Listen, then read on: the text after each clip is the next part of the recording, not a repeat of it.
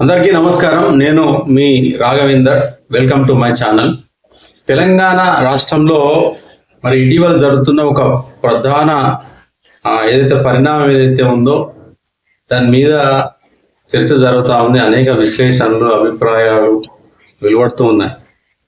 Professor Nageshwar మరి తన YouTube ఛానల్తో చాలా ప్రాచుర్యంలోకి వచ్చారు. ఆయన ఇటీవల పవన్ కళ్యాణ్ పైన చేసిన వ్యాఖ్యలు మరి చాలా దుమారం రేపాయి. జనసేన నాయకులు చాలా మంది పవన్ కళ్యాణ్ సపోర్టర్స్ మరి విమర్శించడం జరిగింది. మరి తెలంగాణలో కూడా ఆయనకు మద్దతుగా మరి చాలా మంది ముందుకు రావడం జరిగింది.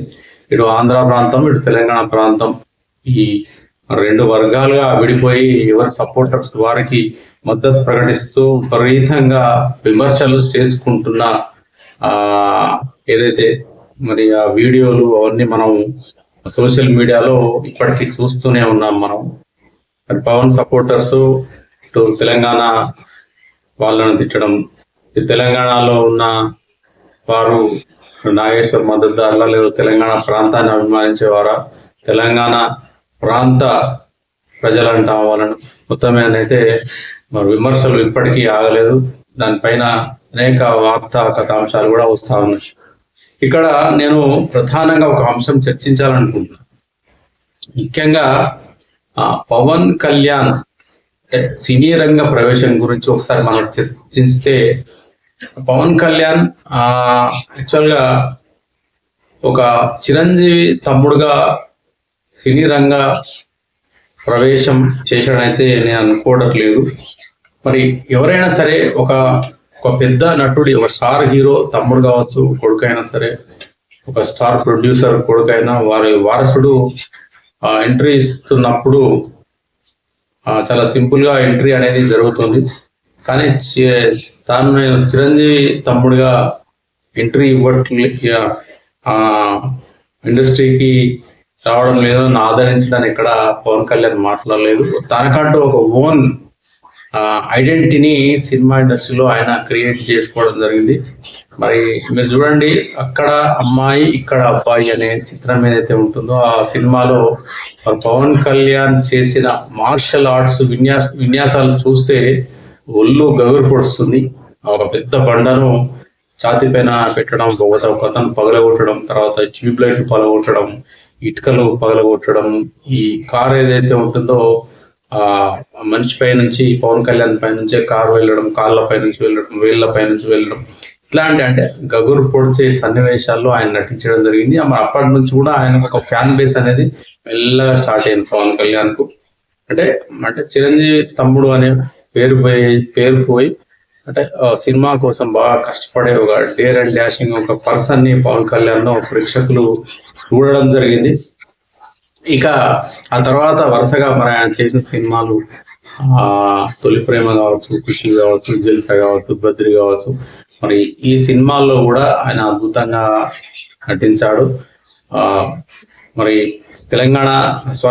రెండు తెలుగు రాష్ట్రాల్లోనే తెలుగు ప్రజలతో పాటు ఇతర రాష్ట్రాల్లో ఉన్న వారు కూడా చాలా మంది పవన్ కళ్యాణ్ అభిమానులుగా మారిన సంగతి కూడా మనందరికీ తెలుసు.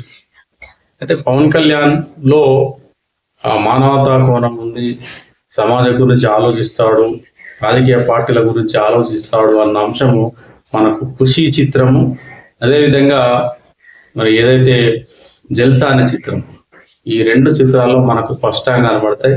చాలా ఆవేశంగా చెప్పే డైలాగులు కూడా ఈ రెండు చిత్రాల్లో ఉంటాయి. మనం అప్పుడు అంటే పవన్ కళ్యాణ్ లో కూడా ఒక సామాజిక అంటే దృక్పథం, అన్ని వర్గాల గురించి, సమస్యల గురించి ఆలోచించే ఒక వ్యక్తి పవన్ కళ్యాణ్ లో ఉన్నాడని చెప్పేసి మనకు ఆ రోజే అర్థమైంది. ఆ తర్వాత మరి ప్రజారాజ్యం పార్టీ రావడం, మరి యువరాజ్యం పేరుతో పవన్ కళ్యాణ్ కూడా మరి తెలంగాణ, ఆంధ్రప్రదేశ్ రెండు రాష్ట్రాల్లో కూడా విస్తృత ప్రచారం చేయడం, చిరంజీవి కంటే పవన్ కళ్యాణ్ అద్భుతంగా స్పీచ్లు కూడా ఇవ్వడం మరి ఇక్కడ గమనార్హం అని చెప్పాలి.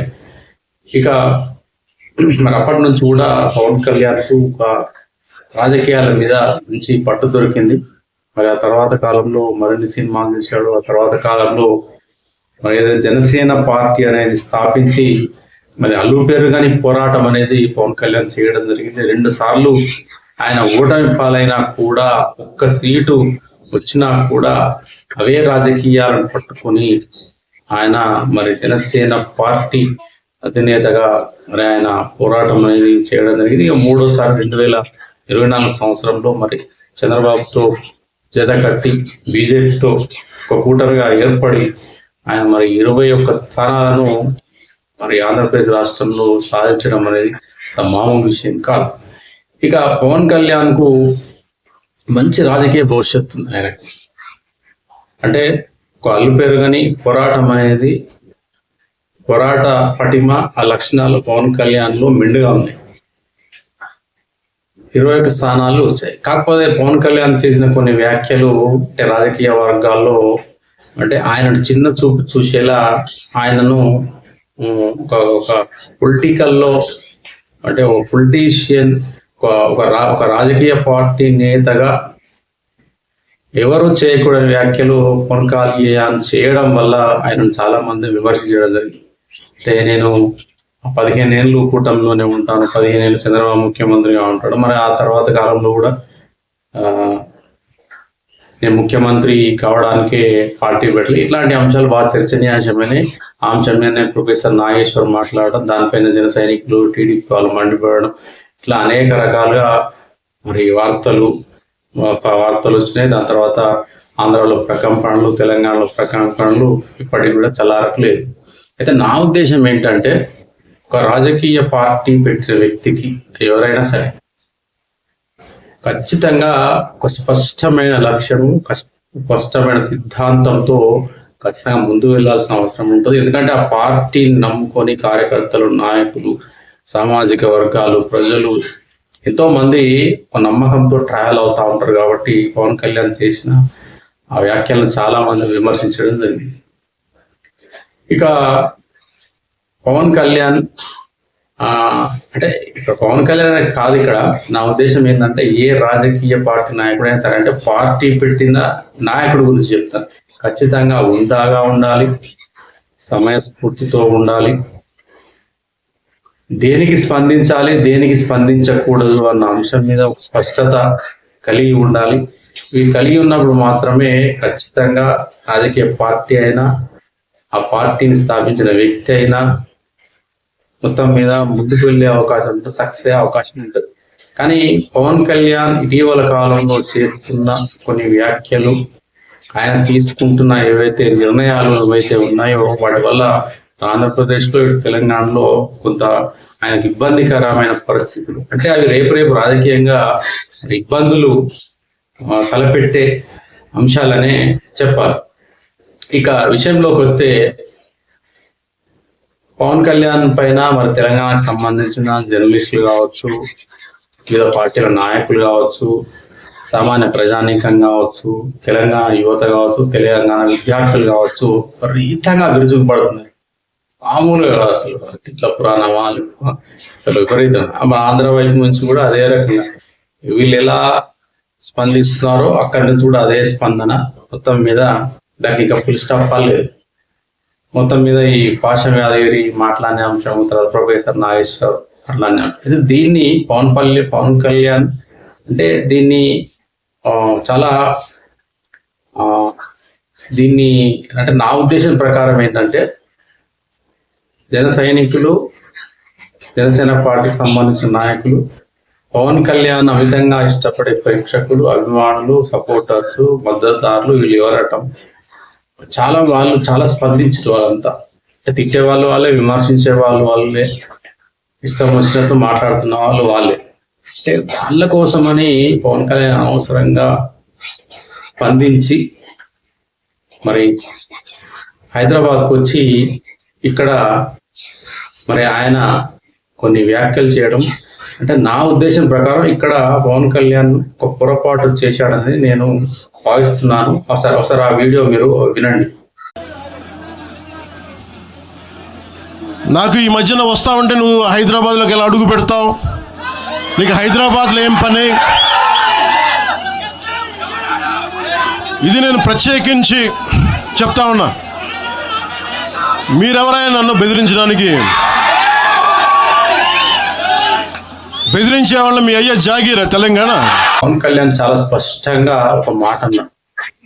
సరే, భారతదేశం అంటే విభిన్న రాష్ట్రాల విభిన్న సంస్కృతుల సమూహం, ఒక సమైక్య దేశం, ఒక ఫెడరల్ స్టేట్. కాబట్టి ఈ రాష్ట్రంలో అంటే భారతదేశంలో కూడా తెలంగాణ కావచ్చు, ఆంధ్రప్రదేశ్ కావచ్చు, తమిళనాడు, కేరళ కావచ్చు, కర్ణాటక కావచ్చు, అన్ని రాష్ట్రాలు కూడా భారతదేశ పరిధిలోకి వస్తాయి. ఈ అన్ని రాష్ట్రాలు కలిపితేనే భారతదేశము ఒక లౌకిక దేశము, సమైక్య దేశము. ఈ భారతదేశంలో ఎవరైనా ఎక్కడైనా తిరగవచ్చు, వ్యాపారం చేయొచ్చు, రాజకీయం చేయొచ్చు, రాజకీయ పార్టీలు పెట్టచ్చు, పోటీ చేయొచ్చు. నేను కూడా ఇక్కడ పోటీ చేస్తాను చాలా ఆవేశంగా మాట్లాడాను, మీరు వీడియోలో చూశారు.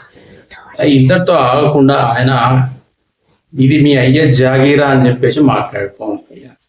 మీ అయ్య జాగీరా అని చెప్పి మీ అయ్య జాగీరా అని మాట్లాడడం వల్ల ఇక్కడ ఏం జరుగుతుందంటే ప్రాంతము తెలంగాణ ప్రజలు, ఇక్కడ ఉండే వ్యవస్థలైనా, రాజకీయ పార్టీలైనా, రాజకీయ నాయకులైనా ఈ ప్రాంతానికి సంబంధించిన వారు. కాబట్టి ఈ పవన్ కళ్యాణ్ చేసిన ఏదైతే మీ అయ్య జాగీరా అనే ఈ యొక్క వ్యాఖ్యలు ఏవైతే ఉన్నాయో ఇది అందరికీ వర్తిస్తుంది. కాబట్టి ప్రతి ఒక్కరూ అంటే ఇగోను హట్టు చేసినట్టే ఇక్కడ వారు కూడా అసహనానికి గురయ్యే అవకాశం ఉంటుంది.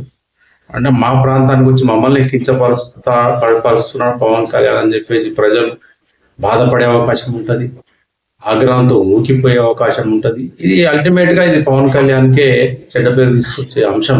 ఇక్కడ పవన్ కళ్యాణ్ అంటే ఏ జాగీరు అన్న అంశము ఆ వ్యాఖ్యలు చేయకుండా రెండు తెలుగు రాష్ట్రాల మధ్యన పవన్ కళ్యాణ్ నాగేశ్వరరావు ఇష్యూ జరుగుతుంది. కాబట్టి దీని మీద ఆయన క్లారిటీ ఇచ్చి ఏదైతే ఈ రగులుతున్న జ్వాలను ఆయన ఆర్పి ఉంటే బాగుండేది, రాజకీయంగా కూడా ఆయనకు కలిసి వచ్చేది.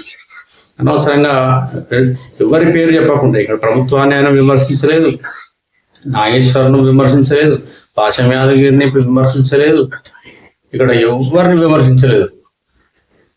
జస్ట్ ఆయన ఆగ్రహంతో ఆయన అభిప్రాయాలను వ్యక్తం చేసిపోయాడు.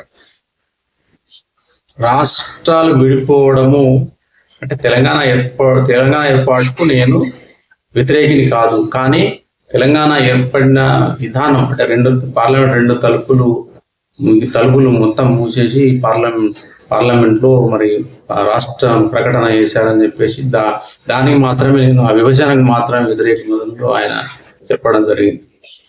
మొత్తం మీద ఆయన రాహుల్ గాంధీ తర్వాత ప్రియాంక గాంధీ కాంగ్రెస్ పైన కూడా కొంత విమర్శలు చేశారు. రేవంత్ రెడ్డి పైన ఎట్లాంటి విమర్శలు చేయలేదు. ఆ తర్వాత కూడా మరి కేటీఆర్ చేసిన విమర్శలు కూడా కేటీఆర్ నాకు అన్నదమ్ములు అని చెప్పేసి కూడా ఆయన మాట్లాడారు.